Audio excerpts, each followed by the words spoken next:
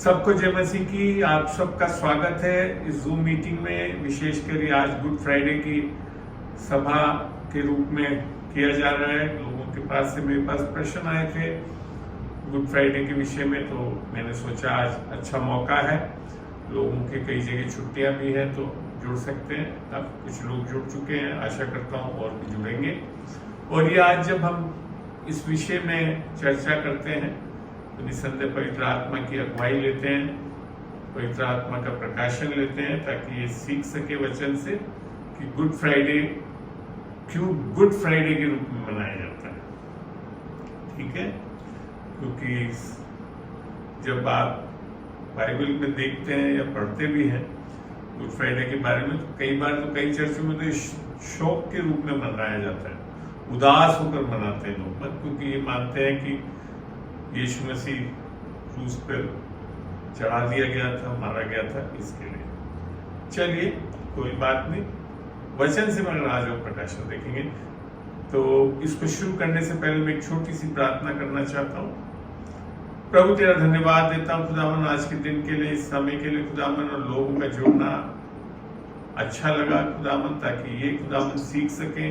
और जब हम इसको रिकॉर्ड करके यूट्यूब पे डालते हैं तो खुदावन वचनों से लोग बात जान सकें, इस विषय में और प्रकाशन पा सके, सत्य को जान सके, ताकि ये विषय जो है, जो कई जगह एक मिक्स्ड रूप में सिखाया भी जाता है, तो उसको हम सारी चीजों को साफ करेंगे।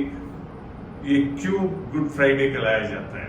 आशा करता हूँ वचनों से आज हम सीख पाएंगे, पवित्र आत्मा हमारे को सिखाएगा, समझाएगा, और सत्य को जान के लोग आजाद होंगे यीशु के नाम से। आमीन आमीन। राकेश जी, और कौन जुड़ा है?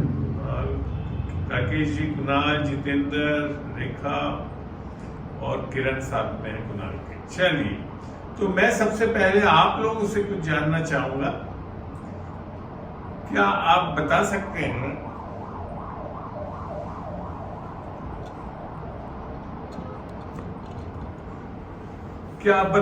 हैं कि आप लोग ने आज तक मसीह में आने के बाद गुड फ्राइडे भी किसी न किसी कलीसिया में जाकर बैठे होंगे, सुना होगा आपने, या यूट्यूब पे देखा होगा, तो आप क्या जानते हैं? मैं सबसे पहले तो कुणाल से सुनना चाहूंगा, बता सके तो अच्छा लगेगा।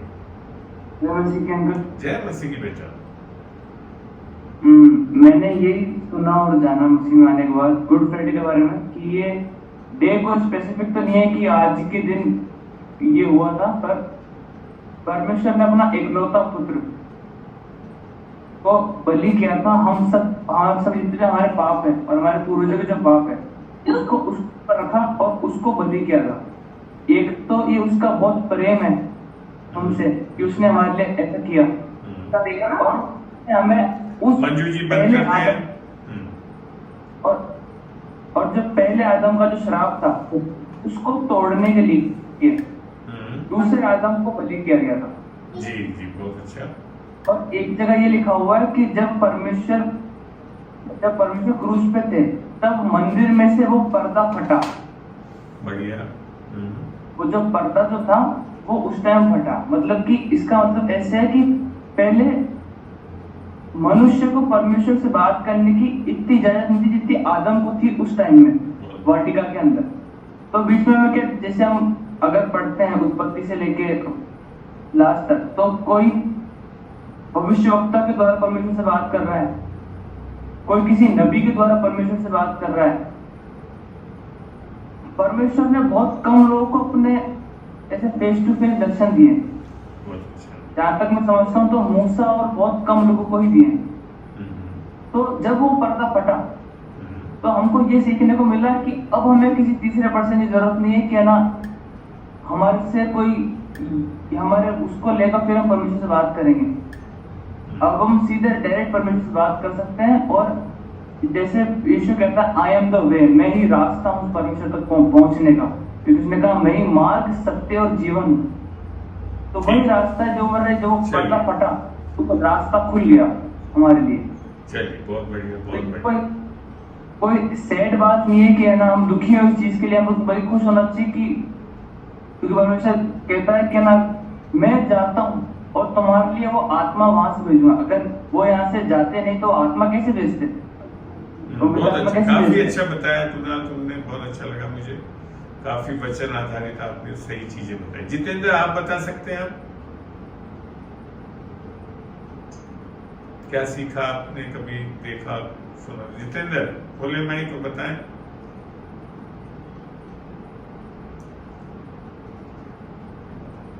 वेलकम राकेश, पास्टर राकेश आज हमारे साथ जुड़े हैं दिल्ली से। Praise the Lord, Uncle ji. Praise the Lord, praise the Lord। चलो ये जितेंद्र तो Rakesh, can you get me some message? अच्छा लगेगा, आप पास्टर भी हैं, बताते भी हैं। आपके हिसाब से गुड फ्राइडे का जो संदेश है वो संक्षिप्त में, बहुत संक्षिप्त में, you have not to preach, जैसे संक्षिप्त में बता सके तो बड़ा अच्छा लगेगा। जी अंकल, एक्चुअल में मैं ये कहना चाहूंगा कि प्रभु, सबसे पहले ये मानना पड़ेगा कि प्रभु यीशु मसीह का आने की जरूरत क्यों पड़ी, क्योंकि इतने सारे भविष्यवक्ता थे उत्पत्ति से लेकर के और मलाकी तक, बहुत सारे भविष्यवक्ता हुए, तो उनके द्वारा ही क्यों नहीं एंटर हुआ गया, क्यों यीशु मसीह की जरूरत पड़ी? तो वचन ये कहता है कि सभी ने पाप किया और उसकी महिमा से रहित हैं। तो जब पाप सत्य है तो हम कोई भी धार्मिकता का काम अपने अंदर से, अपने आप से उत्पन्न नहीं कर सकते, क्योंकि जो पाप एंटर हुआ हमारे अंदर में, तो इसमें मैं छोटा सा अगर बताऊं तो इसमें 3 व्यवस्थाएं हैं।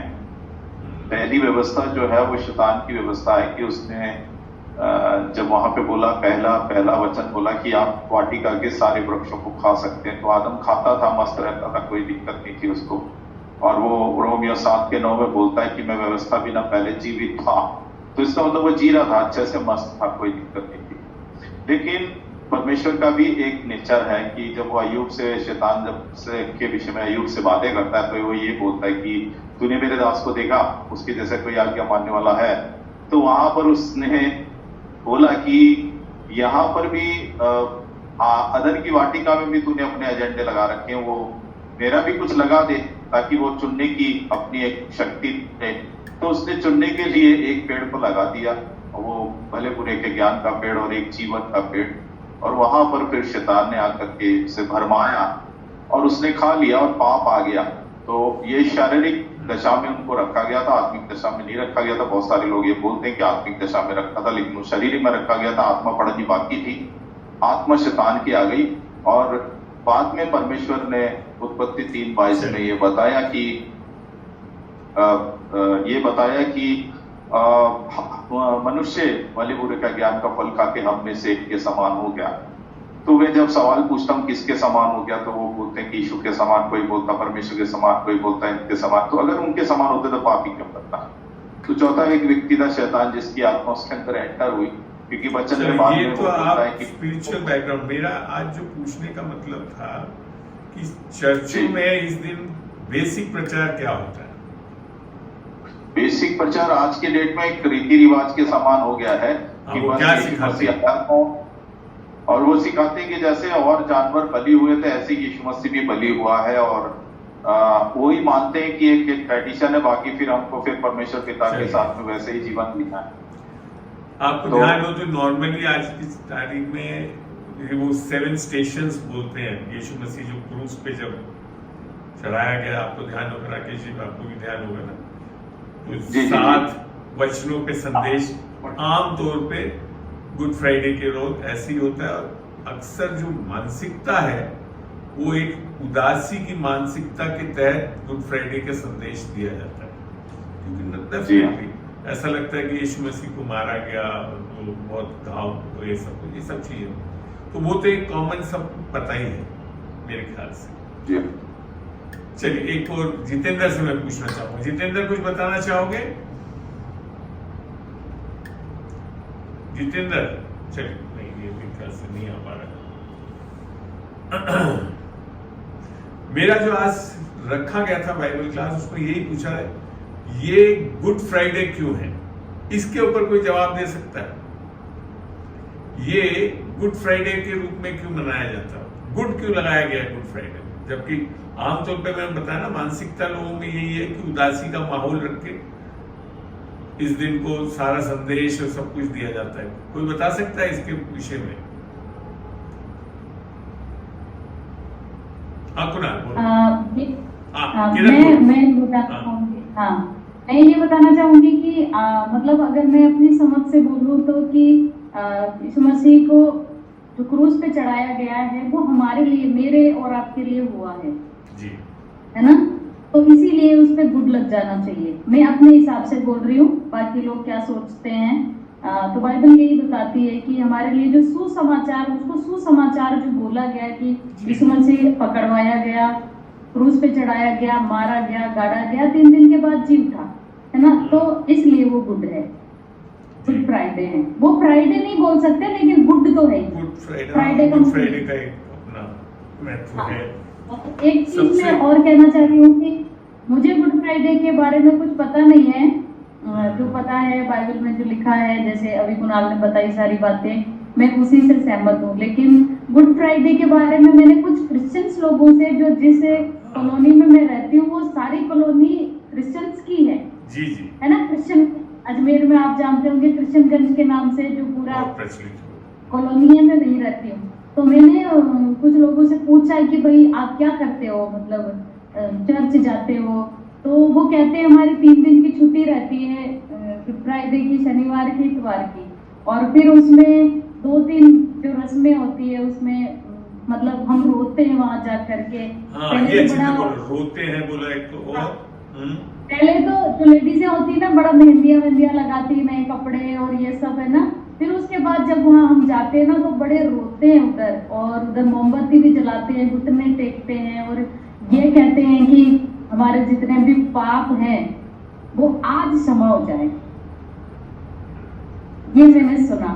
तो मैंने कहा कि यीशु मसीह को तो मतलब यीशु मसीह को मेरा ये कहना था उनसे कि यीशु मसीह को, भाई जिस यीशु को मैं जानती हूँ वो तो मुझे हर समय, हर क्षण, दिन रात, कोई जगह या कोई वो बढ़िया, समझ में आ गया, बहुत अच्छा, बहुत लंबा नहीं लेंगे हम।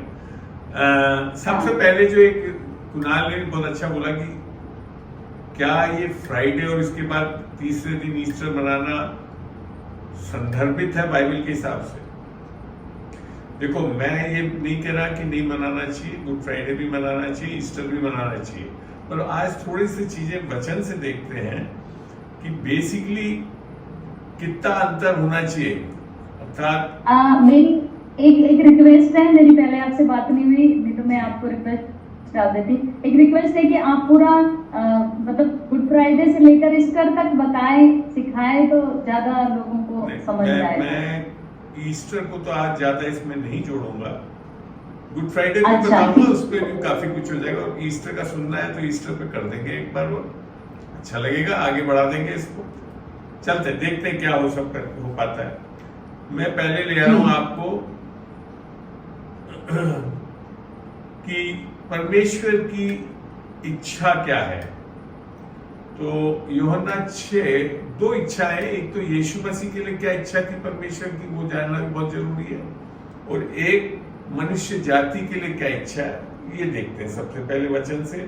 और मैं इसके लिए इसको ले आ रहा हूं यूहन्ना 6 में, यूहन्ना 6 का 38 में ले आ रहा हूं। और ये देखिए, ये मैं आज मोस्टली जो अभी जो वचन देख रहे हैं अपन, ये सब यीशु मसीह ने कहा है। ऐसा नहीं है कि यूहन्ना ने कुछ लिखा है। यहाँ पे जो लाल वचन जो दिख रहे हैं अभी बाइबल में, ये सारे वो वचन है जो यीशु मसीह ने कहा। तो यहाँ लिखा है, क्योंकि मैं अपनी इच्छा नहीं वरन अपने भेजने वाले की इच्छा पूरी करने के लिए स्वर्ग से उतरा हूं। और फिर यहाँ लिखा आगे 39 में, और मेरे भेजने वाले की इच्छा ये है कि जो कुछ उसने मुझे दिया है उसमें से कुछ न खोऊं, परंतु उसे अंतिम दिन फिर जिलाता हूं। तो ये परमेश्वर की, यीशु मसीह के लिए ये इच्छा थी कि वो आकर स्वर्ग से पृथ्वी पे आए, मनुष्य के रूप में उत्पन्न हुए, बलि बने, जैसा हम लोग जानते हैं वो एक बलि बना, और ताकि हमारे को पापों से माफी मिले, और इसके कारण हम परमेश्वर से परमेश्वर के रूप में नहीं, पिता के रूप में जुड़ सके।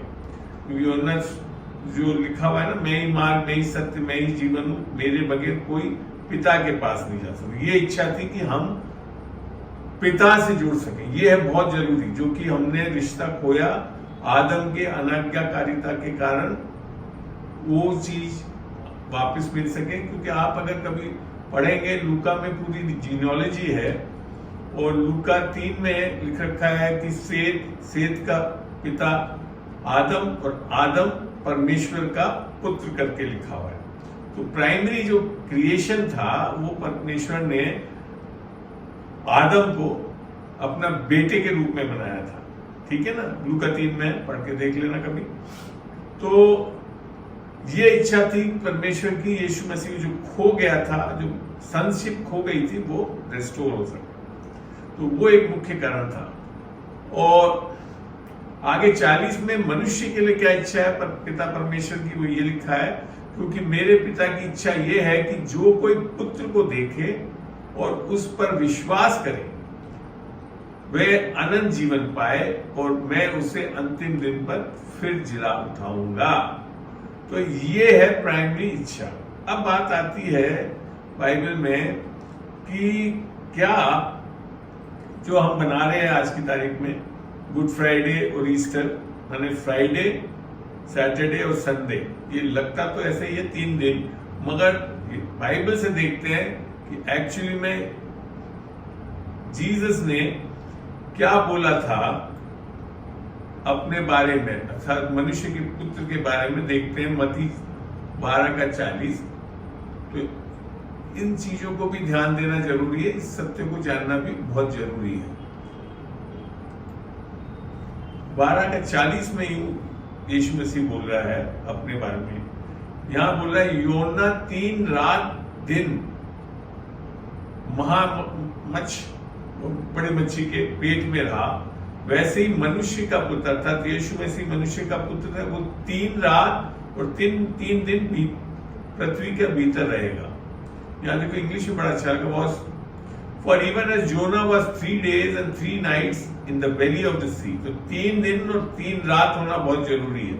So will the Son of Man be 3 days and 3 nights in the heart of the earth। ठीक है ना?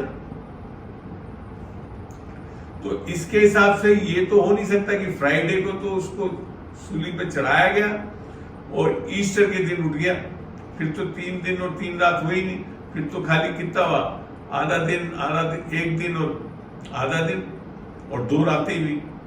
तो ये एक जो सत्य है, इसको भी बहुत अच्छी तरह जानना चाहिए कि बेसिकली जब गॉस्पेल में भी बोल रखा है कि वो 3 दिन 3 रात, तो ये जो समय जो है, ये जिस तरह से हम अभी बनाते हैं वो सही नहीं है बाइबल के हिसाब से, पर तब भी इसको अलग रख लें, तब भी निस्संदेह यीशु मसीह क्रूस पे चढ़ाया गया, वो एक फ्राइडे का मैसेज होता है।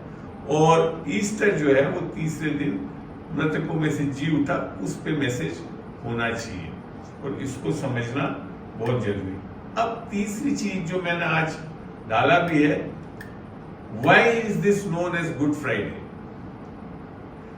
आप लोगों ने कुछ प्रकाश डाला, पर देखते हैं वचन से, क्योंकि वैसे अगर देखें अपन, यीशु मसीह की तो हालत बहुत खराब हो गई थी, कुचला गया, मारा गया, सब कुछ, और इतने कोड़े खाए, भाला घोंपा गया, सर पे कांटों का ताज। तो उसको देख के तो ऐसा लगता नहीं कि गुड बोला जाए इसको, नहीं, एकदम से स्वाभाविक मनुष्य के लिए तो बड़ा अजीब लगता, बल्कि ऐसा और लगता है कि परमेश्वर क्यों। मगर बाइबल से देखते हैं अपन, जो भी जुड़ रहा है वो अपने माइक को बंद कर ले और जुड़े रहें। चलते हैं पहले इब्रानी 12:2 में, वहां हमको संदेश से, वचन से समझ में आता है कि why it is good Friday, अच्छा या इब्रानियों 12:2 देखते हैं पहले। आज बहुत लंबा नहीं लूंगा, पर ऐसे वचनों को दिखाएंगे कि क्यों इसे गुड फ्राइडे बोला है।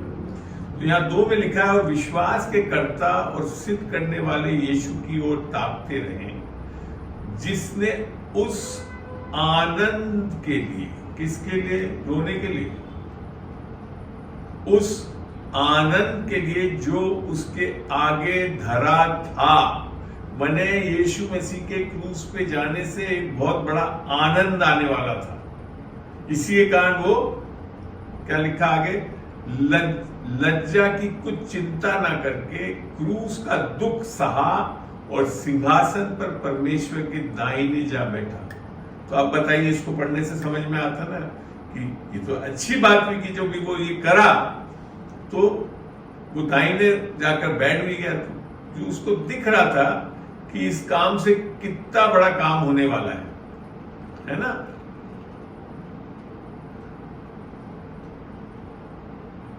फिर आगे लिखा है, इसलिए उस पर ध्यान करो जिसने अपने विरोध में पापियों का इतना वाद विवाद सह लिया कि तुम निराश होकर साहस ना छोड़ दो।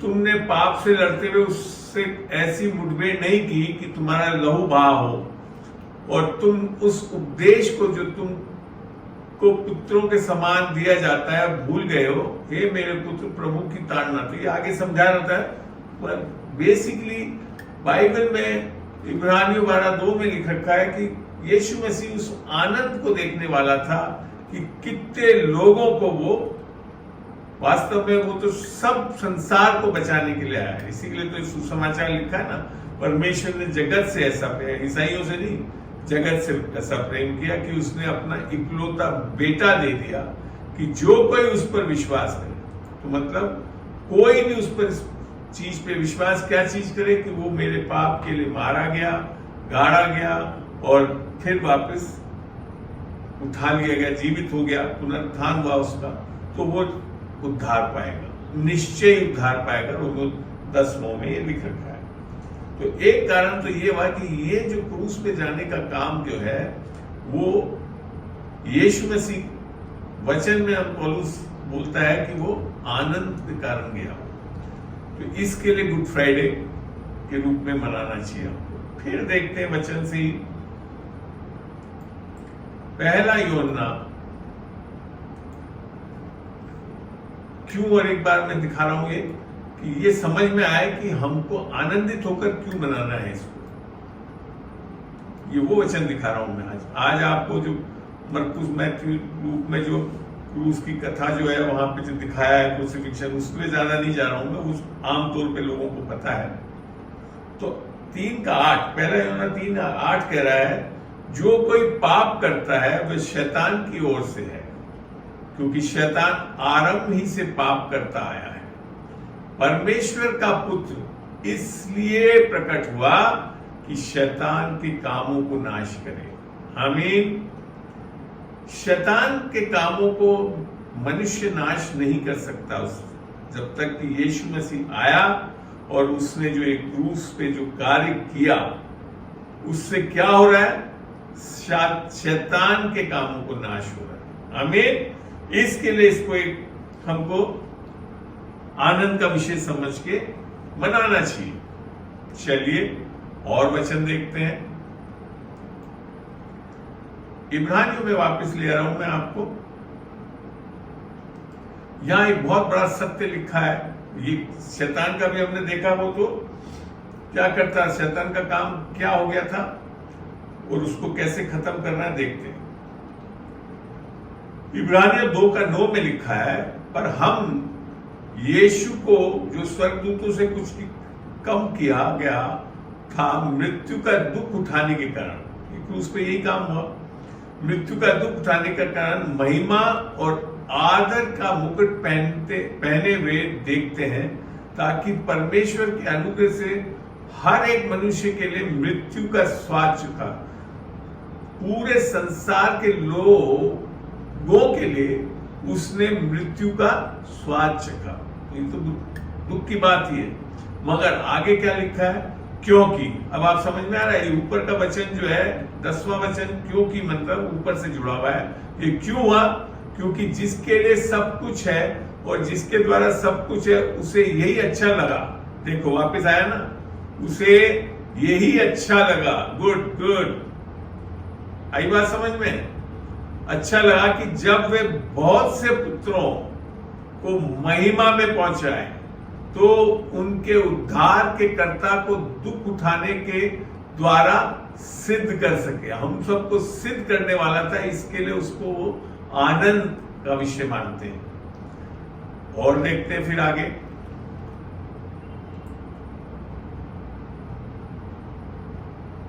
ठीक है ना? तो ये चीज समझ। अब 2:14 पढ़ के देखते हैं क्या लिखा है यहां पे।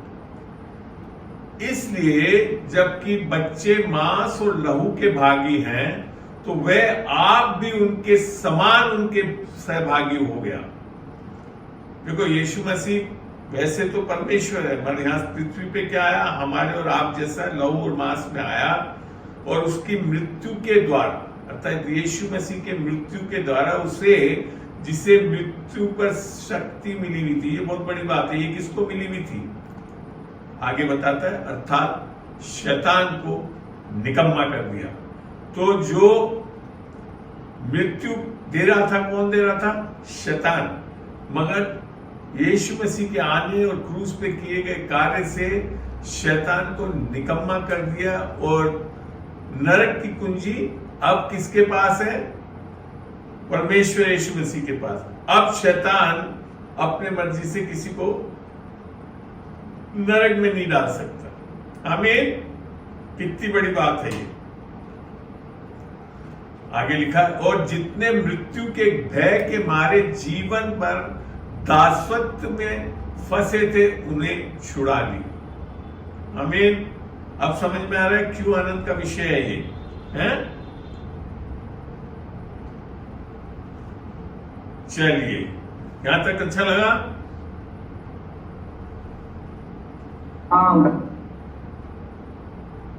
अब हम पढ़ रहे हैं 15 के बाद चलते हैं आगे 17 और देखते हैं। इस कारण उसको चाहिए था कि सब बातों में अपने भाइयों के समान बने, अर्थात आप और मेरे समान बने, जिससे वे उन बातों में जो परमेश्वर से संबंध रखती है एक दयालु और विश्वास योग्य महायाजक बने, ताकि लोगों के पाप के लिए प्रायश्चित करें। हम अपने पापों का प्रायश्चित नहीं कर सकते थे, यीशु मसीह ने क्रूस के कार्य के द्वारा हमारे पापों का लिए प्रायश्चित करा। हमारे नहीं, पूरे संसार के, यूहन्ना में यही लिखा है, सारे संसार के लिए वो प्रायश्चित करा।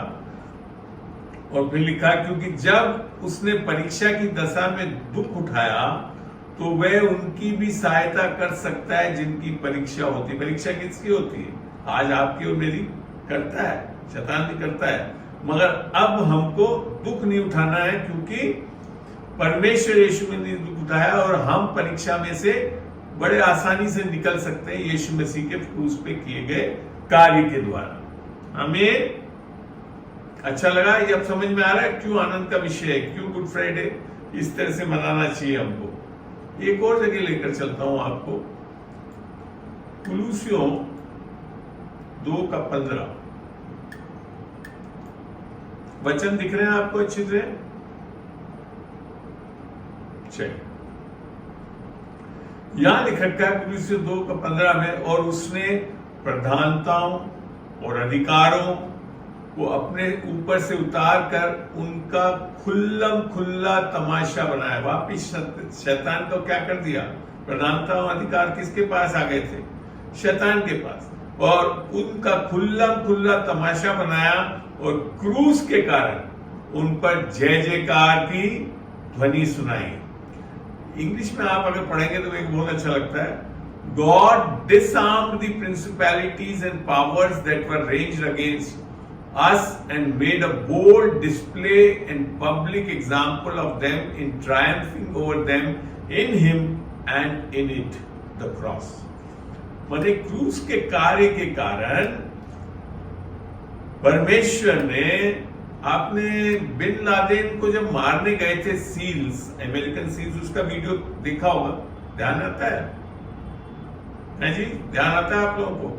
उसमें जो ये सील्स थे, अमेरिकन सील्स, इतने बढ़िया आर्म्स थे उनके पास, नाइट विजन, इंफ्रारेड लाइट और क्या क्या बंदूकें सब थे, वो लेकर गए थे।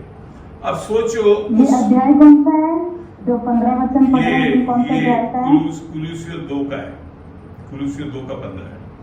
तो आपको ध्यान है जब उसमें जो मिलिट्री के जो गए थे, अमेरिकन सील्स करके जो मिलिट्री के लोग थे, वो इतने अच्छे सारी चीजें लेकर गए थे, है ना। मगर अब आप सोचो उनके पास से वो सब चीजों को छीन लिया, हटा दिया जाए, इंफ्रारेड लाइट और जो भी थी बंदूकें हैं सब चीजें, तो वो शायद नहीं मार पाते बिन लादेन। ऐसे ही शैतान भी ये सारी चीजें लेकर बैठा हुआ था और इन सब प्रधानता और अधिकार, और वो आया किसके द्वारा था? क्योंकि सारा अधिकार उत्पत्ति में जब परमेश्वर ने आदम और हवा को बनाया तो उनको आशीष दी, का be fruitful, multiply, subdue and have dominion, तुम फलवंत हो, बढ़ो और सब चीजों पे अपने अधिकार से इस अर्थ पे रूल करो, पृथ्वी पे रूल करना था। वो अधिकार उसने एक तरह से चुरा लिया था और उन सारे अधिकारों को यीशु मसीह ने क्रूस के कार्य के द्वारा समाप्त कर दिया, उस पे से हटा दिया। आज की तारीख में शैतान के पास कोई अधिकार नहीं है। अब जैसे ही हम उसके झूठ से, हम उसके झूठ में आ जाते हैं, तो अधिकार आज बाइबल में मत्ती में लिखा है, परमेश्वर यीशु ने बोला स्वर्ग और पृथ्वी पर सारा अधिकार मेरे पास है और मैं तुम्हें देता हूं, जाओ सुसमाचार और इसका प्रचार करो, जो चीज बोलता है यीशु मसीह मत्ती मरकुस को। तो परमेश्वर आज सारा अधिकार, क्योंकि परमेश्वर यीशु मसीह ने छीन लिया है क्रूस के कार्य के द्वारा, तो मनुष्य के पास है। और मगर मनुष्य अगर शैतान के झूठ से आकर कुछ मान लेता है तो फिर वो वापस अपना अधिकार हो सकता है शैतान को दे दे, जिसके द्वारा वो हम पे अटैक करता है। और कोई कारण नहीं है जो हमारे ऊपर अटैक कर सके। आप अगर इफ्सियों में पढ़ोगे ना तो वहां पे यही लिख रखा है, पढ़ के भी देखते हैं, चलिए अच्छा लगेगा। इफ्सियों 6 में लेकर चलता हूं आपको, कैसे आज शैतान हमारे ऊपर हमला कर सकता है उसको भी देखते हैं। और फिर भी हमारे को पता होना चाहिए कि हम कितने सामर्थ्य हैं। इफ्सियों 6 में चलता हूं मैं और 10 के आगे पढ़ेंगे।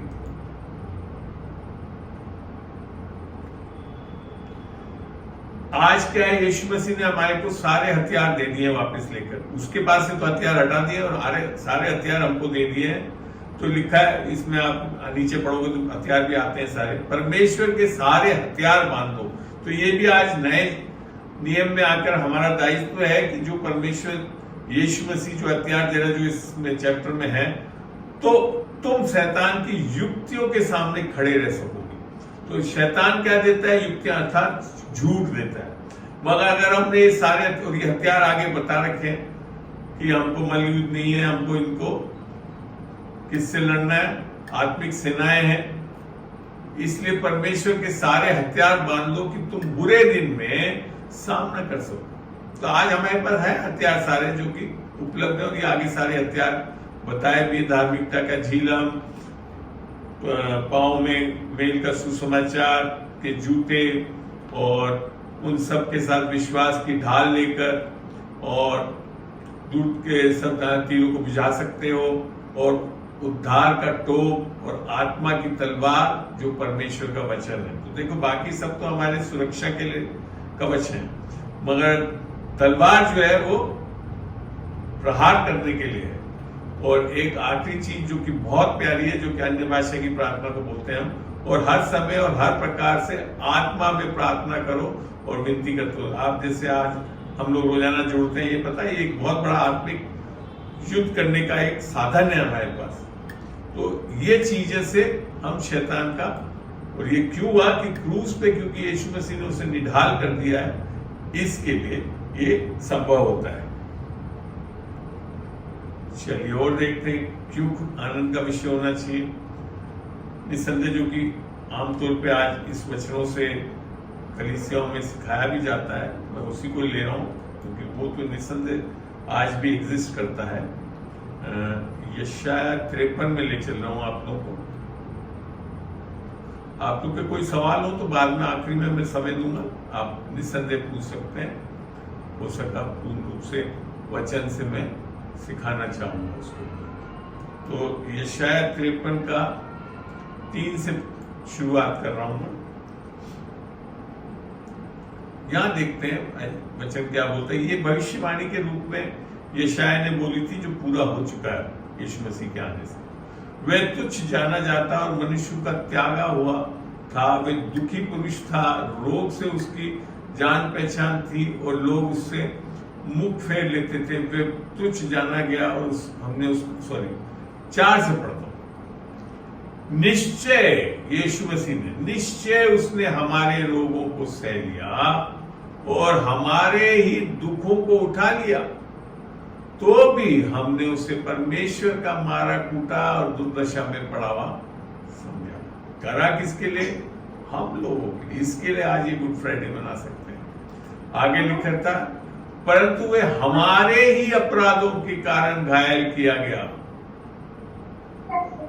वे हमारे अधर्म के कामों के कारण कुचला गया, हमारी ही शांति के लिए उस पर ताड़ना पड़ी। परमेश्वर की ताड़ना पड़ी उस पर। शैतान कुछ नहीं ताड़ना कर सकता, परमेश्वर को ही हक था।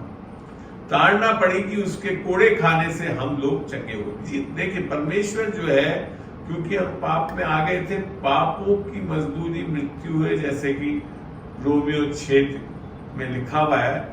तो परमेश्वर पापों को ऐसे ही माफ नहीं कर सकता। पापों के, क्योंकि वो एक धर्मी परमेश्वर भी है, तो उसको पापों का दंड देना बहुत आवश्यक है, जब भी पाप डील हो सकते हैं। तो ताड़ना किस पे पड़ी? यीशु मसीह ने सही, ताकि हम उसके कोड़े खाने से हम चंगे हो जाएं। हम तो सब के सब भेड़ों के समान भटक गए थे, हम में से हर एक ने अपना अपना मार्ग लिया। ये आप जान के, अगर पहला पत्रस 2:23 में जब पढ़ेंगे, वहां ये लिखा कि हम वहां पे भी यही चीज लिखा है कि हम अपने चरवाह यीशु मसीह के पास आए, अपना अपना मार्ग लिया और यहोवा ने हम सभी के अधर्म का बोझ उस पर लाद दिया। आपको पता है अधर्म बेसिकली क्या है? परमेश्वर के बिना चलना। आई बात समझ में? तो उसका बोझ भी उसने उठाया। वे सताया गया तो भी वे सहता रहा और अपना मुंह न खोला। जिस प्रकार भेड़ वध होने के समय और भेड़ी ऊन कतरने के समय चुपचाप शांत रहती, वैसे ही उसने भी अपना मुंह ना खोला। अत्याचार करके और दोष लगाकर वे उसे ले गए। उस समय के लोगों में से किसने इस पर ध्यान दिया कि वह जीवितों के बीच में से उठा लिया गया? मेरे ही लोगों के अपराधों के कारण, हमारे मन हम लोगों के, मेरे ही लोगों के अपराधों के कारण उस पर मार पड़ी। तो आप समझ में आता है, तो दुख का विषय तो यह है कि हम लोगों के कारण उस यीशु मसीह ने सब कुछ सहा। पर क्यों सहा? क्योंकि आगे वो हमारे उद्धार और हमारे पाप में से निकलने की योजना बना चुका था। ठीक है ना? आगे 10 में लिखा ना, तो भी यहोवा को यही भाया कि उसे कुचले। शैतान नहीं कुचल पा रहा था, ये परमेश्वर ने उसे कुचला। उसी ने उसको रोगी कर दिया। जब वह अपना प्राण दोष बलि करे, तब वह अपना वंश देखने पाएगा, वह बहुत दिन जीवित रहेगा, उसके हाथ से यहोवा की इच्छा पूरी हो जाएगी। तो यहोवा की इच्छा हमने अभी पढ़ा था यूहन्ना में कि हम सबको बचाना चाहता था। तो किसके द्वारा? ये कार्य जो अभी अपन ये वचन में पढ़ रहे हैं 10 में, यशाया 53:10 में, उसके कारण ये संभव हुआ। अब आप जो दूसरी चीज देखते हैं, यीशु मसीह की हमने फिल्म भी देखी होगी, क्रूसिफिक्शन की, क्रूसिफिक्शन ऑफ क्राइस्ट, बहुत वीडियोस अवेलेबल है, सब है। मगर जब आप उसको देखते हैं, निस्संदेह दर्दनाक लगता है। तो बहुत पिछला गया, मारा गया, खून बह रहा है, कांटों का ताज पिना रखा है। पर आप अगर वचन में जब देखेंगे तब पता पड़ेगा सीरियसनेस कि वो किस हालत में कर दिया गया। इसके लिए मैं आपको दिखाता हूं वचन से यीशु मसीह की क्या हालत हो गई थी। निस्संदेह उससे तो उदास ही होना लगता है, जो कई लोग उदासी का माहौल बनाकर मनाते भी है, वो वहां तक हद तक सही भी है। देखते हैं ये शाया 52 का 14। देखिए, जैसे बहुत से लोग उसे देखकर चकित हुए। आपने गिब्सन की जो देखी होगी फिल्म क्रूसिफिक्शन ऑफ क्राइस्ट का, बड़ा दर्दनाक दिखता है, बड़ा ऐसा ही लगता है, चकित हुए। मगर आप देखें आगे क्या लिखा है, क्योंकि उसका रूप यहां तक बिगड़ा हुआ था कि मनुष्य के सा ना जान पड़ता था। आप देख रहे हैं यीशु मसीह का जो क्रूसिफिक्शन था, वो उसके पहले क्या हालत कर दी थी। उसकी सुंदरता भी आदमियों की सी न रह गई थी, अर्थात एक तरह से मनुष्य जैसा लग ही नहीं रहा था वो। मैं इसका अनुभव जानता हूं क्योंकि मैं एक बार भुगत चुका हूं। मेरे एक फ्रेंड है, उनके फादर की जो है अजमेर रोड पे जो ट्रोला होता ना, क्या 12-12 चक्कर वाला ट्रोला, उसके नीचे आकर डेथ हो गई थी। पोस्टमार्टम के लिए SMS के मॉर्चरी में उनको रखा हुआ था। सुबह के टाइम मैं, वो और एक और मेरा फ्रेंड उस बॉडी को लेने के लिए गए, तो उस बॉडी की हालत, उसका बेटा जो है मेरा फ्रेंड था, वो तो वहीं पे बेहोश होकर गिर गया। देखते हम जो बाकी 2 जन थे, उसको तो उसके साथ मैंने भिजवा दिया दूसरे फ्रेंड के साथ, इसको बाहर ले जाओ, ये नहीं देख सकेगा। मैंने उस बॉडी को देखा, बिल्कुल पापड़ की तरह थी वो बॉडी। उनके चश्मे से और शायद पर्स से ये समझ में आया कि उनकी बॉडी है। बट तब भी जब ये पापड़ की सी बॉडी थी, तब भी समझ में आ रहा था कि वो एक मनुष्य की बॉडी है। पर बाइबल यहाँ अभी हमने जो पढ़ा 52 में, वैसा लिखा मनुष्य जैसा दिख ही नहीं रहा था। तो आप समझते हैं आप कि निस्संदेह यीशु मसीह ने बहुत कुछ सहा। आपका उद्धार वैसे तो मुफ्त में दिख रहा है, मगर इसका कीमत बहुत कीमत है।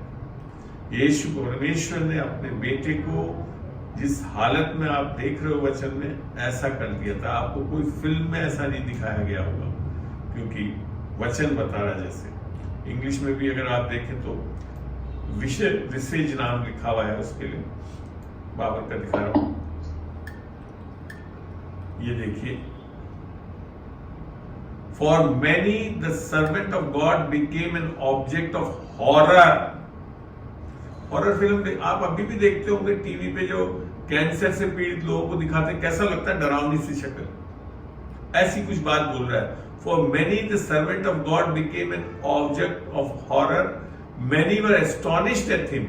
His face and his whole appearance were marred एक तरह से जब जल जाती है बॉडी तो कैसी आ जाती है, लोथे की तरह जैसे हो जाती है, वैसे। वर मार्ड मोर देन एनी मैन्स। आज तक आपने कोई देखा हो ऐसे, मैंने जैसे बोला ना, मैंने अंकल की जो बॉडी देखी थी उससे भी बदतर। And his form beyond that the sons of men, but just as many were astonished at him. ये है उसकी स्थिति। तो ये प्राइस जो है आपके और मेरे पापों के लिए, श्रापों के लिए, ये सब चीजों के लिए यीशु मसीह इस तरह से प्रताड़ित किया गया था परमेश्वर पिता द्वारा। आप सोचिए पिता की क्या हालत हुई होगी। आमीन। देख रहे हैं आप।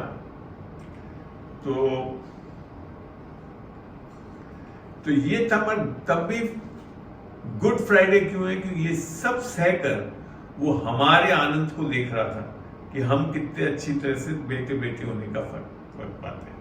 क्योंकि देखो, लोग बाद में बेसिकली क्रिश्चियनिटी को एक रिलीजन बना दिया, धर्म बना दिया, और धर्म में क्या मानने लग गए कि हम चर्च जाएंगे, कुछ चीजें मनाएंगे, ये सब चीजें मनाएंगे, ये सब भारी चीज है। यीशु मसीह ने बाइबल में कहीं नहीं लिख रखा मैं ईसाई बनाने आया था।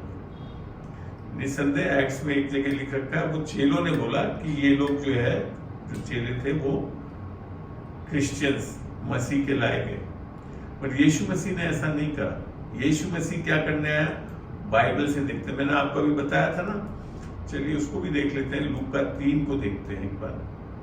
उसको भी लूका 3 में है जो मैं बोल रहा था कि वचन जब तक पढ़ोगे नहीं, समझोगे नहीं।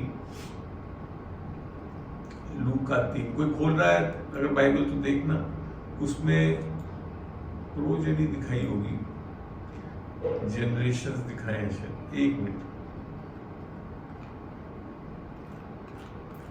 लूका 3 में है नहीं, लूका में तो नहीं दिख रखा है, मरकुस 3 में हो सकता है। एक मिनट दीजिए मुझे।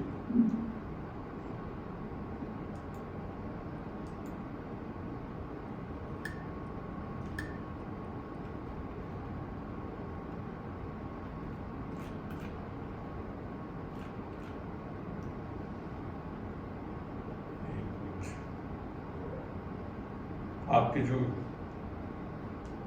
प्रश्न भी हो तो आज याद कर लें आप, लिखने हैं मैं बताऊंगा। पर आपको सही बता दूं, लूका और मत्ती 3 में तो नहीं हो सकता है। लूका में ही है। हाँ, लूका 3 में है। लूका 3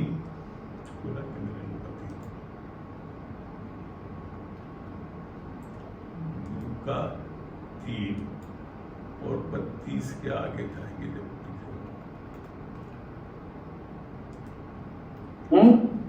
लूका 3 का 32 से आगे 33।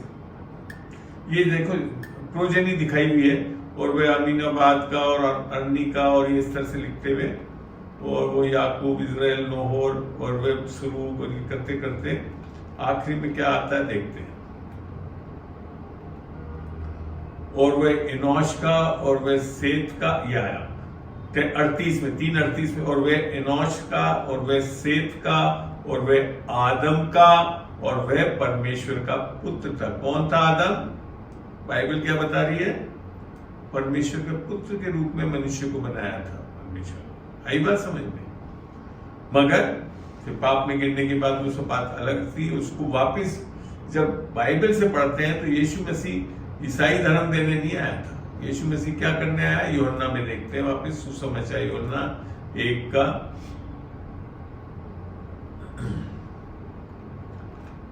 14 में लेकर चलता हूं, 12-13 में भी हो सकता है, देख लेते हैं। 12 में लिखा है, परंतु जितनों ने उसे अर्थात यीशु मसीह को ग्रहण किया उसने उन्हें परमेश्वर के संतान होने का अधिकार दिया। ये करने आया यीशु मसीह, पिता से मेल मिलाप कराने आया। आमीन। लोगों ने इसको क्या कह दिया है? ईसाई धर्म देने आया। धर्म नहीं देने आया वो यीशु मसीह। यीशु मसीह किसी ईसाइयों के लिए नहीं आया खाली, वो पूरे जगत के लिए आया, हर इंसान के लिए आया जो परमेश्वर पिता से अलग हो गया था। और यही चीज आगे जाकर हम देखेंगे। और ये क्रूस के काम के कारण और बाकी उसके रेजरेक्शन, दोनों चीजों के कारण परमेश्वर ने क्या कर दिया देखते हैं। रोमियो 8 में पुत्र बनाने आया। रोमियो 8 में ये पौलुस क्या कहता है? इसलिए कि जितने लोग परमेश्वर के आत्मा के चलाए चलते हैं वे परमेश्वर के पुत्र हैं। वो ईसाई करके नहीं लिख चुका है परमेश्वर वचन में।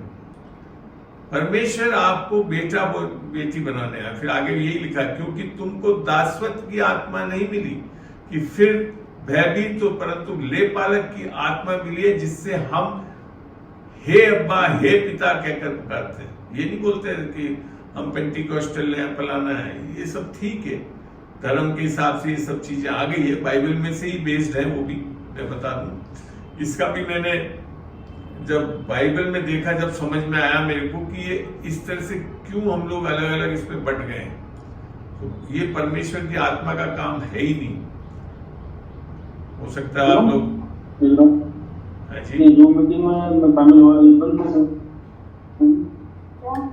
ये जरा सा आप बंद कर लें चंद्र सिंह जी, आप अपना माइक बंद करें प्लीज। माइक बंद करें आप। यूहन्ना 16 में ले जा रहा हूं मैं आपको। जिसने भी माइक खुला रखा है बंद कर लें, डिस्टर्बेंस आ रही है। और ये आपको हिंदी बाइबल में और मोस्टली अंग्रेजी बाइबल में नहीं मिलेगा, पर मैंने जो यहाँ पे एम्पलीफाइड इंग्लिश बाइबल खोल रखी है उसमें से आपको बताना चाह रहा हूं। वहां पे बड़ा अच्छा लिख रखा है, नहीं सॉरी उसमें भी नहीं, ये यूहन्ना नहीं, गलतियों में चलेंगे, गलतियों 5। और उससे मेरे को समझ में आया कि ये हम लोग जो अलग अलग चीजें बनाकर बैठे वो काम है किसका।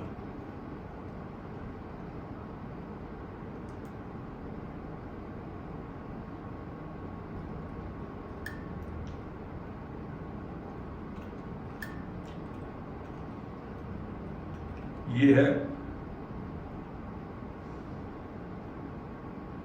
ये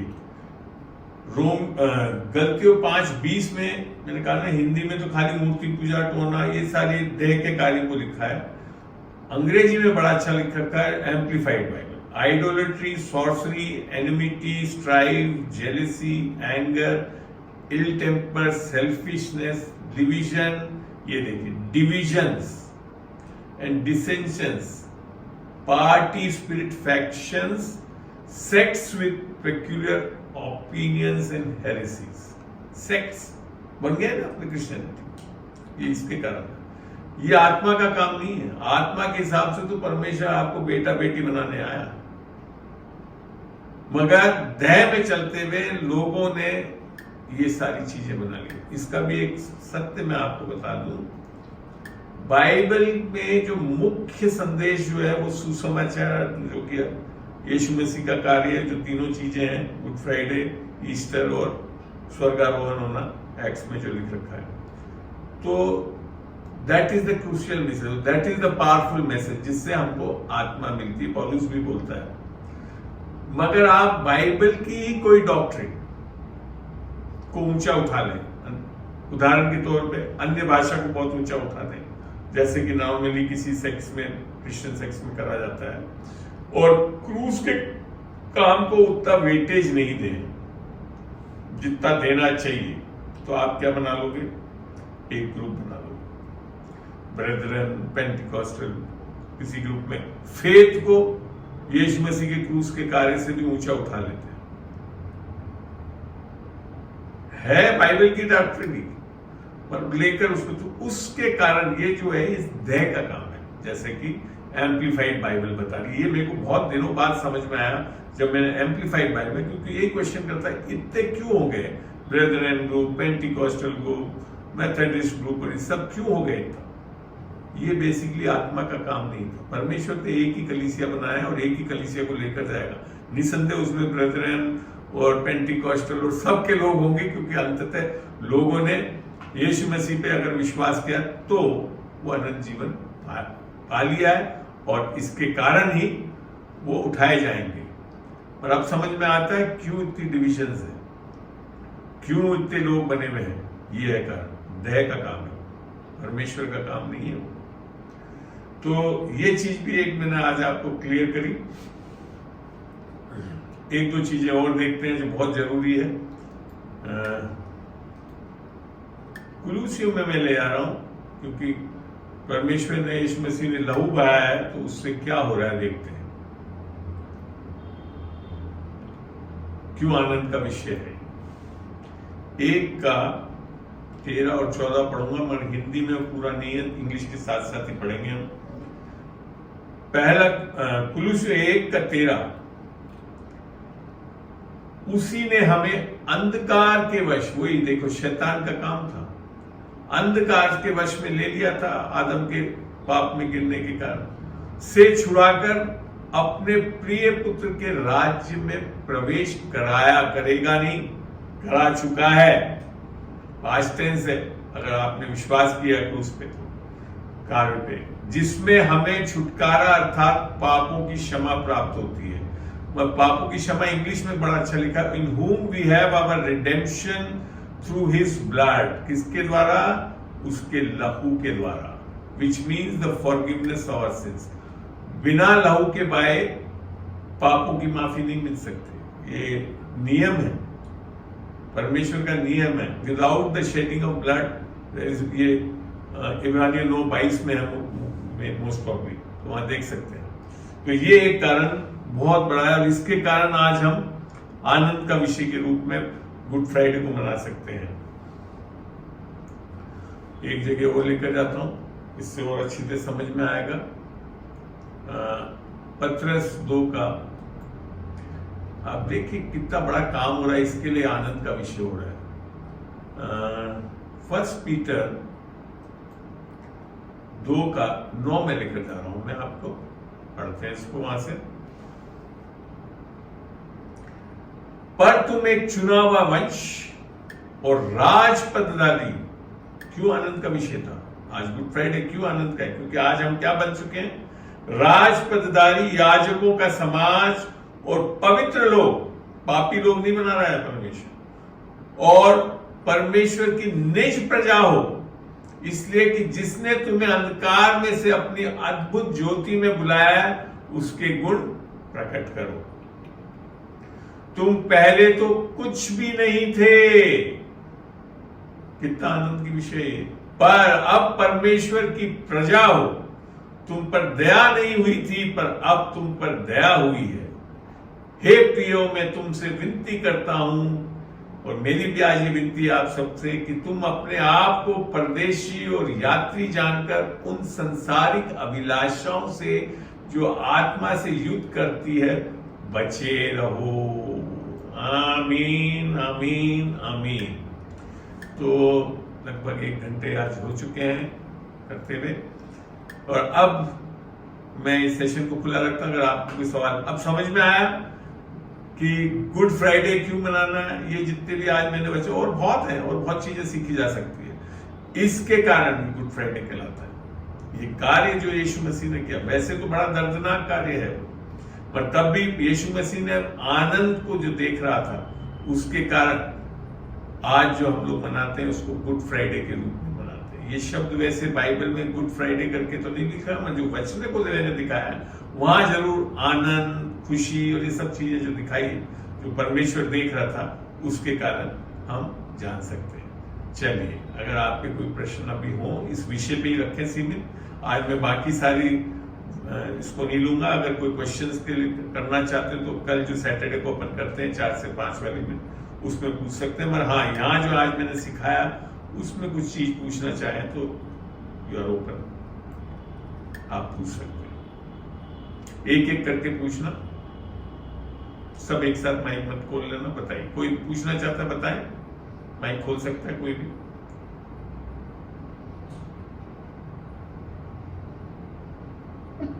अंकल एक चीज को एक्सप्लेन कीजिएगा। जी बोलिए। जैसे आपने बताया कि हम कई बार कुछ चीजों को प्रभु के बलिदान से ऊंचा कर देते हैं, जैसे अन्य भाषा बोलना, अन्य भाषा, फेथ भी, ब्रदरन ग्रुप, फेथ के कारण ब्रदरन ग्रुप बना हुआ है, पता आपको? हाँ जी। ऐसी एक ही है बाइबल की डॉक्ट्रिन। बाइबल की डॉक्ट्रिन को यीशु मसीह के क्रूस पे किए गए कार्य से ऊंचा उठाना, ये बोल रहा हूं।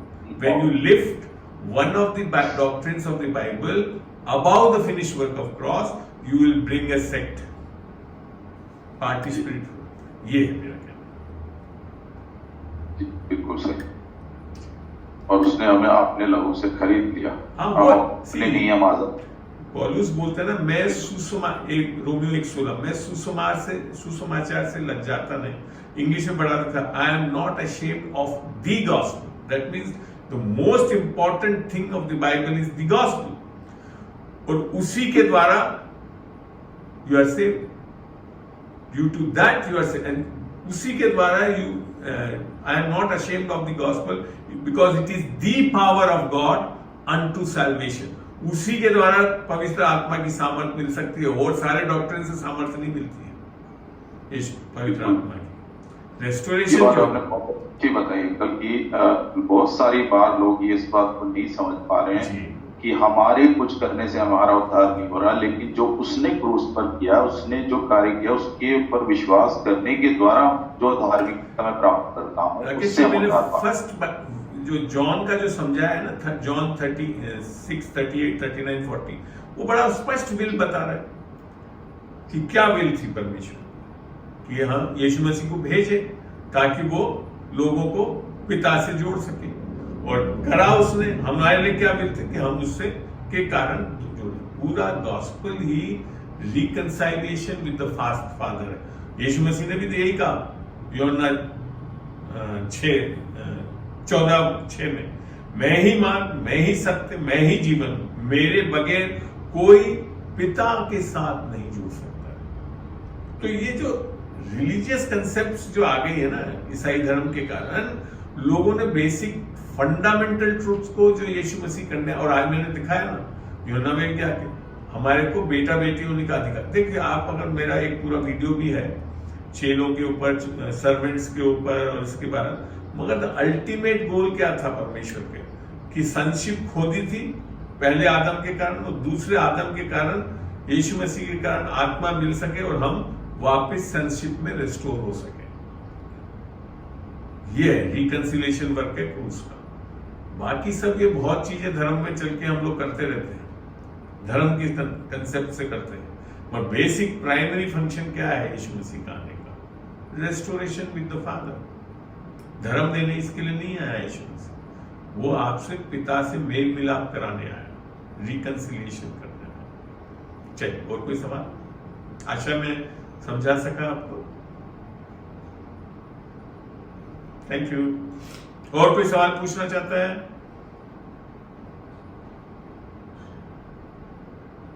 नहीं? कोई है और? जय मसीह।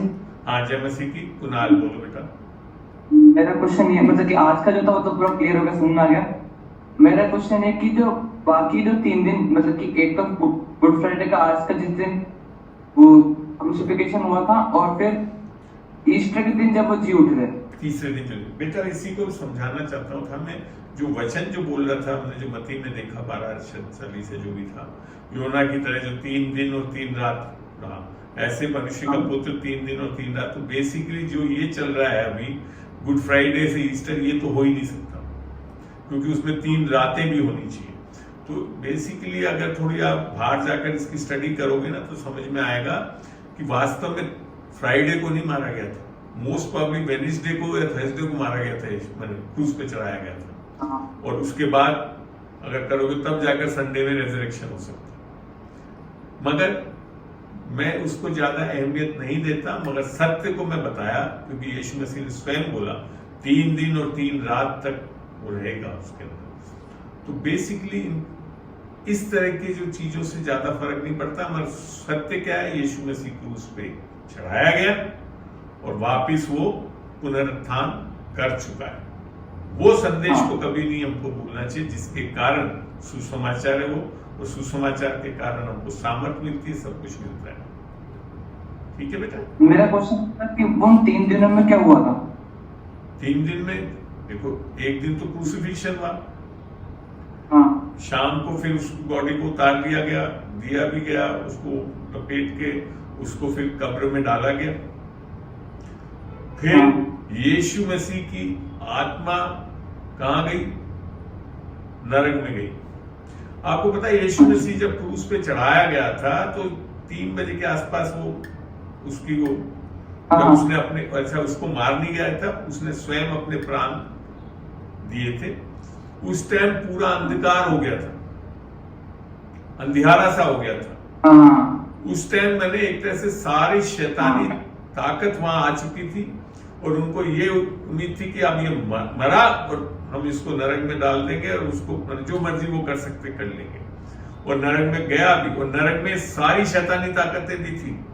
और आपको पता बाइबल में लिख रखा है, जो सामर्थ परमेश्वर ने यीशु मसीह को जी उठने के लिए इस्तेमाल करी, मतलब वो सबसे ज्यादा सामर्थ थी।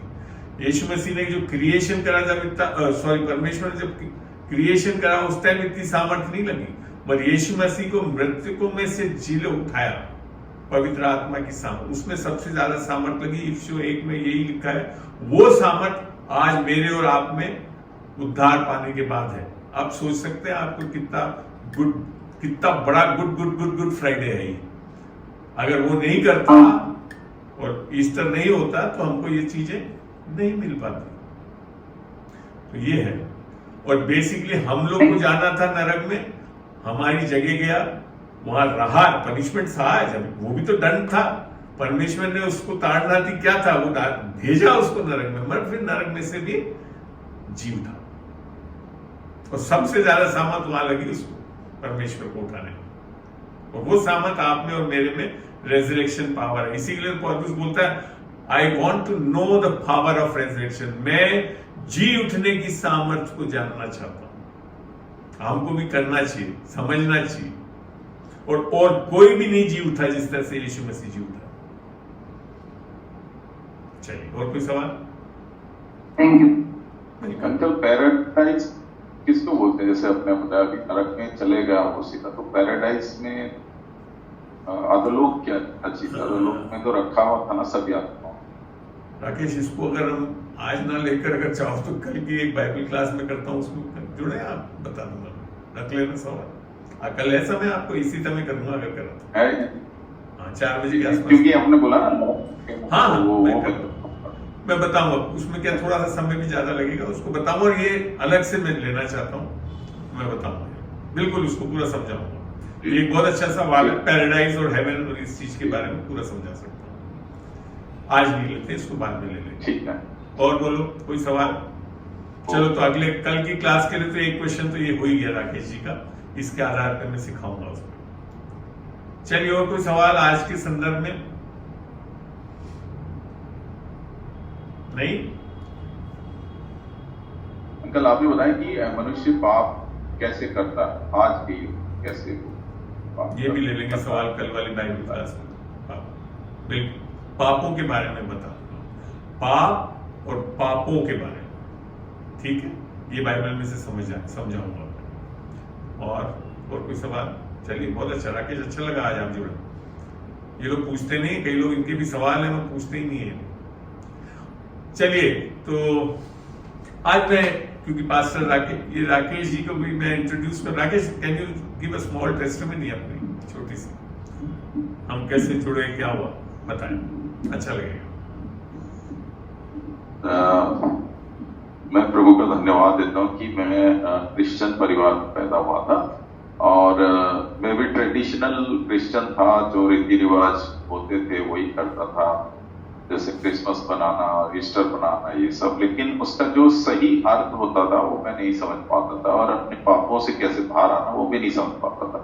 मैं कोशिश करता था, अपनी कोशिश से मैं काम करने की कोशिश करता था, तो ये सब चल रहा था, और कुछ बातें मेरे को पवित्र आत्मा बताता था। लेकिन एक दिन जब मैं अंकल से मिला, रत्ना स्वामी अंकल से मिला, तो उन्होंने बहुत सारी ऐसी बातें जो वास्तव में सुसमाचार क्या है करके बताई, तो मुझे बड़ा अच्छा लगा, और मैं सीखने लगा और अच्छे से, क्योंकि मेरे को ये समझ में आया कि मैं अपने आप से अपने आप को उद्धार नहीं दे सकता, और कोई भी नहीं दे सकता।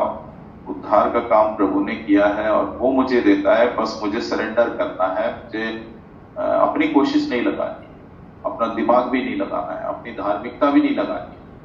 तो जब मैं अंकल से मिला तो मुझे ये सारी चीजें क्लियर हुई, और आत्मिक जीवन बूस्ट हुआ, मतलब बढ़ा, क्योंकि पहले मैं अपनी धार्मिकता लगाता था, 10 दिन फास्टिंग रखता था और बहुत अच्छे से वो करता था, लेकिन फिर 10-15 दिन के बाद कोई पाप हो जाता था, तो फिर गिल्ट आ जाता था, दोष बना जाता था, तो समझ नहीं पा रहा था। तो तब अंकल ने बहुत अच्छी टीचिंग्स दी। अंकल ने बताया मनुष्य अपने द्वारा नहीं कुछ कर सकता, आप भी नहीं कर सकते, कोई नहीं कर सकता, सिर्फ प्रभु यीशु मसीह है वो करेगा, और पवित्र आत्मा उसमें करता है, उसका सही मायने और अर्थ बताए।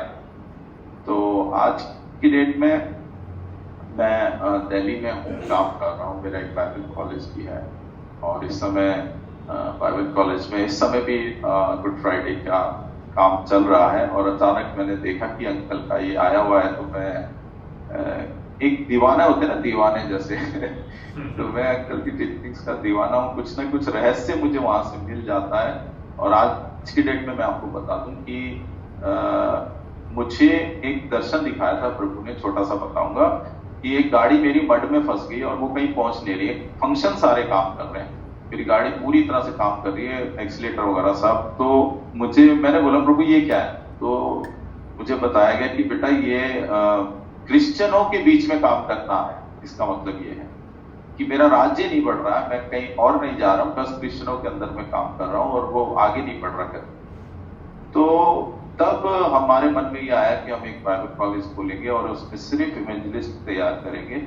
और हमने ये गोल बनाया कि 8 महीने के अंदर में हम 10 स्टूडेंट्स को तैयार करते हैं जो कि जाके कलीसिया का निर्माण करते। तो 1 साल में हम 10 कलीसिया खड़ी कर रहे हैं और 10 साल में 100 का टारगेट है। अभी 52 कलीसियाएं बन के तैयार होंगी जिनकी जनसंख्या 300 से ऊपर है एक की। और ये प्रभु का अनुग्रह है कि मैं किसी को सैलरी नहीं देता हूँ, सिर्फ प्रभु की आत्मा से जोड़ता हूँ और परमेश्वर उनको प्रोवाइड करता है। वो सारे कनेक्ट है और इसी टीचिंग से कनेक्ट है जो अंकल देते हैं। अंकल ने जो दी थी और एक हमारे इंगिमार अंकल हैं वो आके बताते हैं और गहराई में हमको लेके जाते हैं। तो उन्हीं के दो अंकल रत्ना स्वामी और इंगिमार अंकल के बीच में समझ लो मैं हूँ और मैं सीखता हूँ और इम्प्लीमेंट करता हूँ। और यहाँ पर अभी कलीसिया बढ़ती जा रही और भी बढ़ती जा रही है अभी। तो बहुत बहुत बहुत बहुत धन्यवाद राकेश, आई ब्लेस यू। राकेश एक ऐसे जो फल लगे हैं ना मेरे मिनिस्ट्री के कारण, उनमें से बहुत पहला फल है। ये तो जब आ गए थे जब मेरी फर्स्ट वाइफ नीलू भी थी और इनकी मम्मी के घर में बाइबल क्लासेस हम चलाते थे, उसमें बहुत ध्यान से बैठते थे, सीखते थे। और आज ये है कि ये और आज मैं बताऊं, आप ये देखिए, ये सारी पता है ये कटनी खाली राकेश जी की नहीं है, ये मेरी भी है, क्योंकि मेरे द्वारा ये सीखे और आज ये सब एक तरह से बोलते हैं ना कटनी काट रखी है। तो आज अब समझ में आता है आपको कि अंकल के प्रभु के अनुग्रह से जब ये चीजें सिखाई है, समझाई है, कितनी बड़ी मिनिस्ट्री चल रही है इधर में। ये बाइबल क्लास कॉलेज चलाते हैं। आप में से कोई इंटरेस्टेड हो इवेंजलिज्म के लिए, मैं रेकमेंड कर दूंगा, राकेश जरूर ले लेगा, उनको संपर्क कर सकते। आप मेरे को बताना अगर कोई इंटरेस्टेड हो सीखने में और करने के लिए, तो मैं इनके यहाँ जाकर सीखेंगे। तो क्योंकि ये सारी टीचिंग जो मैं देता हूँ उसी अनुरूप ये करते हैं, आत्मा के पाए में हैं, बहुत अच्छा काम चल रहा है। दिल्ली में भी जाकर मैंने और वहाँ जाकर भी सेविका इनकी कलीसिया में की हुई है, सिखाया, बहुत अच्छा रहा है हमारा संपर्क। तो प्रभु का बहुत बहुत धन्यवाद आज के लिए। ये इनकी वाइफ है, बता दे भैया। हाँ, जय मसीह की। और बिटिया कहाँ है? बेटा ट्यूशन गया पढ़ने। अच्छा अच्छा, बहुत अच्छा लगा आज राकेश के कारण, आज बड़ा अच्छी गवाही का मौका मिला, लोगों को भी समझ में आया होगा, बहुत प्यारे ढंगे है। चलिए अब मैं इसको समाप्त करके, बहुत लंबा हो जाएगा YouTube पे डालने के लिए। मैं आपकी गवाही के साथ डालूंगा राकेश, राइट? Thank you. चलिए छोटी सी दुआ करता हूँ। प्रभु तेरा धन्यवाद देता हूँ आज के दिन के लिए खुदावन, इस सामर्थ्य समय के लिए खुदावन, जब तूने गुड फ्राइडे के विषय में खुदावन वचनों से आज सिखाया कि आज इसे गुड फ्राइडे के रूप में क्यों मनाना चाहिए हमको। निसंदेह परमेश्वर यीशु मसीह की बहुत बुरी हालत हुई थी, सारी ताड़ना जो जगत के ऊपर आनी थी वो सब उसने सही है, ताकि आज हम लोग पिता परमेश्वर से जुड़ सके और बेटे बेटी होने का हक पाए। धन्यवाद देते हैं इस समय के लिए। आशा करता हूँ जब ये हम इसको YouTube पे डालते हैं बहुत लोगों के लिए सीखने का कारण बनेगी। यीशु मसीह के नाम से मांगता हूँ, आमीन।